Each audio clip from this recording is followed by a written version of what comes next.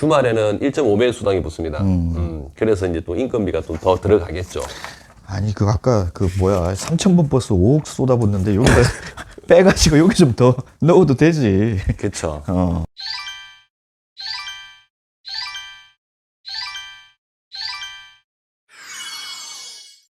한 주간의 광명시 이슈를 전하는 위클리 광명 정보통. 오늘도 저희가 4가지 소식을 준비를 했죠. 네. 첫 번째, 3,000번 직행버스가 1년 동안 운행이 됐지만은 적자가 계속 발생해서 시민 혈세 5억 원이 투입됐습니다. 존폐 위기에 빠졌다는 이야기고요. 이동 노동자들을 위한 쉼터가 운영 중인데 홍보가 부족해서 이용객들이 적다는 지적이 나왔습니다. 제34회 광명시민 대상에 오정옥, 엄진호, 구필회 세 분이 선정됐다는 소식이고요. 네 번째는 광명시 보건소가 코로나19 동안에는 일반 진료를 안 했는데 10월 4일부터 일반 진료 업무를 재개한다는 소식입니다. 그럼 먼저 그 많은 적자가 나고 있는 3,000번 버스 관련돼서 소식 전해주시죠. 이제 10월 1일이면 딱 이제 1년이 되는 운행 1년이 되는 건데 딱 1년이에요. 근데 이제 이게 문제는 뭐냐면은 운행을 딱 1년을 했지만은 너무 이용객들이 적다 보니 광명시에서 이제 시민의 세금을 이제 운수업체에다 투입을 시키고 있습니다. 그래서 지금 행정사무감사가 진행되고 있는데 광명시의회 복지문화건설위원회에서 구본신 의원이 지적을 했습니다. 보여주기식 행정 아니냐. 박성호 광명시장이 2020년에 원탁토의 500인 원탁토의 때 이제 시민 의견을 받아들여가지고 운행을 했는데 많이 타면 좋죠. 그렇죠. 이게 이제 광명 7동에 화영운수 차고지가 있는데 거기서 출발해가지고 이제 정차익이 아주 적어요, 숫자가. 그래서 이제 기존에 가던 일반 버스보다는 이제 시간이 반으로 쭉 줄어드는데 근데 이제 문제는 안 탄다는 거죠, 사람들이. 그래가지고 900명 정도가 이렇게 하루 이용하면 되는데 10분의 1, 10% 수준인 하루에 90명이 버스 5대가 이제 운행되고 있는데 새벽 4시 반부터 밤 11시 30분까지 거의 뭐 텅텅 빈 상태에서 운행되고 있다. 그래서 이제 신민철 도시교통과장은 이제 노선을 성남이나 판교까지 이어지도록 경기도와 노선 신설을 협의해서 하반기에 반영되도록 하겠습니다. 라고 답변했습니다. 제가 이제 대충 산술적으로 계산을 해보니까 4시 반에서 11시 반이면 그 19시간이잖아요? 네, 하루 19시간. 19시간이죠. 네, 버스 5대가. 그죠? 근데 그 배차 간격이 25분이에요. 20에서 30분이니까 평균 25분. 평균 25분을 잡았어요. 네. 그럼 편도 46회가 나와.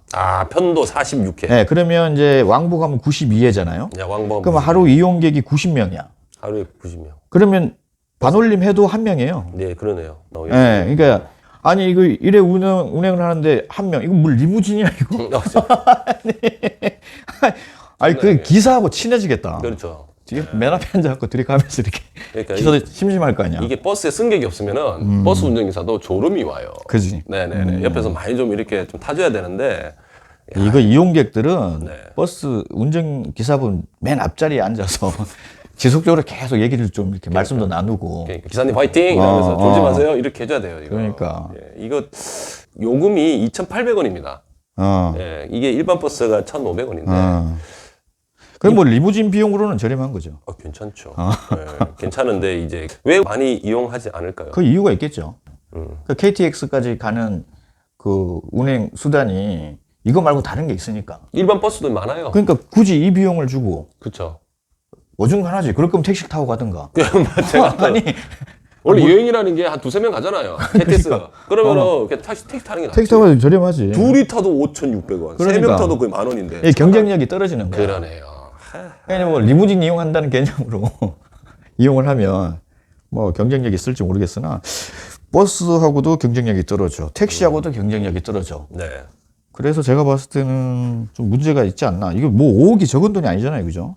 그럼요. 지금 여기 담당 과장이 얘기했던 부분이 하반기 때 성남이나 판교까지 노선을 연장할 수 있도록 노선이 변경되도록 노력하겠다라고 이렇게 했는데 기다려 봐야죠. 빨리 해야겠네. 하반기인데 지금 9월인데 그죠? 네. 야, 신민철 과장님 이제 석 달 남았네요. 과장님 파이팅! 자, 두 번째는 그 이동 노동자 쉼터가 이제 홍보가 안 돼서 이용객이 적다라는 관련된 소식인데 좀 전해주시죠. 네, 이동 노동자 쉼터. 저도 이번에 좀 처음 알았습니다. 그죠. 네, 이거는 뭐 광명시가 잘못했다는 건 아니고 이제 홍보를 지금부터 잘하면 되죠. 이거 역시 행정사무감사에서 지적이 된 사항입니다. 19일 날, 9월 19일 날 그 일자리 창출과에 대한 행정사무감사에서 이지석 의원이 지적을 했습니다. 이동 노동자 쉼터가 여기 철산동, 철산 상업지구에 있는데 이 주로 이제 누가 이용하냐면은 이제 이동하면서 이제 일하시는 분들, 특히 뭐 택배 기사, 대리운전 기사, 뭐 학습지 교사 등등 이런 분들이 이제 오다 가면서 이제 식사도 중간에 거기서 할 수 있고 쉬어갈 수도 있고 하는 건데 이게 지금 가장 큰 문제는 하루 이용객이 하루 이용객이 보니까는 작년에는 한 하루에 12명? 운영이 이제 작년 4월 1일부터 시작됐습니다. 근데 이제 작년에는 한 12명 정도가 하루 평균. 근데 올해는 한 20명. 그러니까 조금 늘긴 늘었죠. 그런데 너무 적다. 그리고 이제 본인이 이제 가보니, 이지석 의원 본인이 가보니 등산복을 입고 있는 일반 시민들. 그리고 또 뭐 할머니들이 거기서 또 모여있고, 거기서 나물도 다듬었다는 그런 얘기도 들려요. 그래서, 근데 왜 이렇게 하냐. 이동 노동자들이 아닌데. 그래서 이제 우리 김명옥 과장님한테 물어보니까 이게 여름철에는 무더위 쉼터로 지정이 돼가지고 무더위 때는 여기 와가지고 일반 시민들이 쉬는데 무더위가 끝나도 또 오는 거죠. 그렇다고 가서 못 오게 또 할 수도 없잖아요. 그렇죠. 또 그리고 또 이게 토요일하고 일요일하고 공휴일은 또 문을 닫아요. 아, 이거 또 애매하다. 아침 10시부터 그 다음날 새벽 6시까지 됩니다. 왜냐면 대리운전 기사들은 밤에도 하니까. 좋네요. 네, 그래갖고 6시부터 10시까지 문을 닫아요. 10시에 다시 문 열고 4명의 기간제 근로자들이 로테이션 이제 교대 근무를 하고 있는데 문제는 많은 이동 노동자들이 이용을 했으면 좋겠다. 그런 뜻입니다. 이게 20시간을 운영을 하는 거네요. 그죠? 우리 대표님이 숫자에 강해가지고 20시간 하루 20시간 운영이죠. 네. 가봤는데 안마기도 다 구비되어 있고 그러면 또 컴퓨터도 이용할 수 있고 휴대전화 충전도 할 수 있고 탕비실도 있고 커피도 물도 먹을 수 있고 되게 좋더라고요. 저 심심하면 창지 갔을 때 거기 한번 가보려고요. 아니, 저희가 그 건물에 있는 가게를 가끔 이용하잖아요. 그죠? 그렇죠. 그 얘기.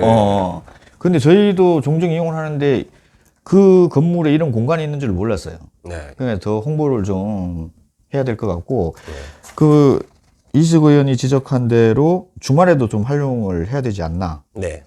그죠? 그게 이제 주말에 하려고 하면은 이제 거기서 일하시는 분들이 주말에는 1.5배 수당이 붙습니다. 그래서 이제 또 인건비가 또 더 들어가겠죠. 아니, 그 아까 그 뭐야 3,000번 버스 5억 쏟아붓는데 여기다 빼가지고 여기 좀 더 넣어도 되지. 그렇죠. 예, 효율적으로 하려면은 3,000번 버스 참 그러네요. 이 예산이라는 게. 그래서 제가 그 오늘 처음 이제 가서 이제 현장을 봤는데 그 건물을 요렇게 그 2층에 보면 우리 단골집 있지 않습니까? 네네. 만복국수라고. 네. 만복국수 집인데. 아이고, 동생 좋아하겠네. 예. 그 사장님하고 또 친분이 있는데. 최창재 동생. 그 건물 5층에 있는데 거기가 프라자 빌딩이라고 합니다. 사람들 잘 몰라요. 제가 봤을 때. 저는 거기 프라자 빌딩이 이게 프라자 빌딩이었어? 이것도 모르고 밖에 입간판이 없어요. 그리고 또 그 건물에 딱 들어가도 안 보여. 그렇지. 예, 엘리베이터를 타도 이 표지판 요렇게도 그것도 요만하게 돼 안 보여. 그냥 밖에 보면은 건물 위에 있어요. 이동 노동자 쉼터. 밖에서 보여. 밖에는 보여요. 근데 사면에는 안 돼 있고 한 면에만 돼 있어요. 네, 그래서 이게 이지석 의원 말대로 홍보가 많이 부족하다. 그래서 이제 거기서 일하시는 분들이 그러더라고요. 많이 이용할 수 있도록 언론에서 홍보 좀 해주십시오. 그러니까. 네. 저희가 이제 이게 보도가 나갔으니까 네. 더 많은 분들이 이용을 해줬으면 좋겠네. 네. 그러니까 지금 이제 제가 아까 잠깐 찾아보니까 이동 노동자에 대한 그 정의가 단어의 정의가 네. 상당히 광범위하더라고요. 그렇죠. 저는 이제 단순히 뭐 킥서비스 택배 기사, 대리 기사 요 분들만 해당되는 줄 알았더니 네. 보험 설계사도 해당되고, 네, 보험설계사. 요양보호사도 요양보호사분들. 그다음에 학습지 교사분들도 학습지 교사. 이동되고. 어쨌든 걸어서 뭔가 그 상업 활동을 하시는 분들은 다 해당이 되는 거잖아요. 그렇죠. 뭐 아침에 출근해가지고 퇴근할 때까지 그냥 한 자리에 가만히 있는 그런 게 아니고 어떻게든 계속 이동하시는 분들은 다 이용을 할 수 있으니까. 영업직 분들도 이용할 수 있는 거잖아요, 그럼. 영업직들. 그렇죠. 예, 세일즈 하시는 분들도 이동하시는 거니까. 이동하고. 엄밀히 보면 기자들도 왔다 갔다 하니까 이동 노동자죠. 저도 이동 노동자입니다. 대표님도 이동 노동자니까. 네. 네. 지나가다가 한번 거기서 안마기 한번 하시고. 네네네. 네, 저희도 이동하고 이용해야겠죠. 그러니까 네. 거의 대부분 경제 활동하시는 분들이 다 해당될 것 같은데. 다 될 것 같아요. 제가 보니까. 예. 그래서 그 공간이 되게 넓고 잘 돼 있었고 이게 광명시에서 2년 전에 2020년도에 경기도에서 공모 사업을 통해 가지고 도비를 딱 받아 가지고 그렇게 해서 이제 리모델링 들어가는 겁니다. 많이 활용을 했으면 좋겠다. 자, 그럼 세 번째 또 우리 34회 네. 광명 시민대상 수상자가 또 세 분이 선정이 됐죠. 네. 9월 23일 네, 오늘 발표가 났습니다. 이제 매년 광명 시민 대상을 이렇게 선정을 하고 있는데 올해는 12분이 추천을 받았다고 합니다. 이제 분야는 시민봉사, 문화예술체육, 교육, 학술, 언론, 지역경제, 환경, 효행 이렇게 이제 분야가 있는데 이게 또 심사를 해서 안 되면 굳이 선정을 할 필요 없으니까. 근데 이제 세 분. 오정옥 광명 다솜가족봉사회장, 엄진호 광명경찰서 자율방범연합대장, 구필회 광명시 자율방재단장 이 세 분이 이렇게 광명시민대상 수상자로 선정이 되었고 이제 10월 5일 날 제41회 광명시민의 날 기념식이 열리는데 이때 시상을 한다고 합니다.